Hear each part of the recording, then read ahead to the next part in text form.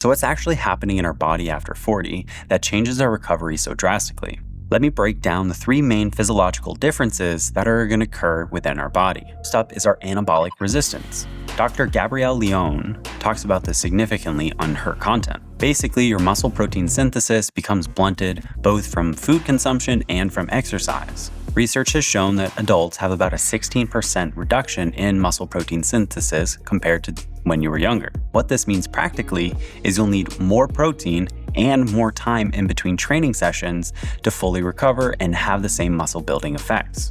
Dr. Phillips' research showed that we need about 0.4 grams per kilo of body weight. Typically, that will be about 30 to 40 grams per meal.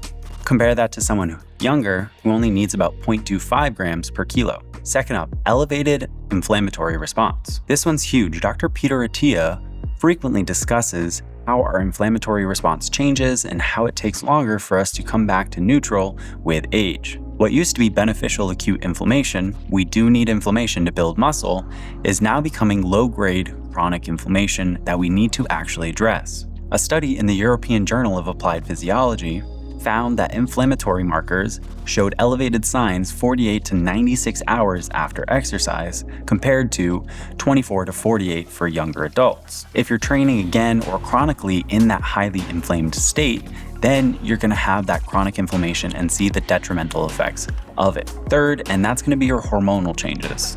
I'm sure you're well aware that hormones are naturally going to decline with age. It's something that I've talked about a lot on this channel. This isn't just about testosterone or estrogen. We also have growth hormone that's going to see a decline, and cortisol hormone is going to have a slightly different response. Dr. Atita's work shows that cortisol, our primary stress hormone, takes longer to return to our baseline after intense exercise.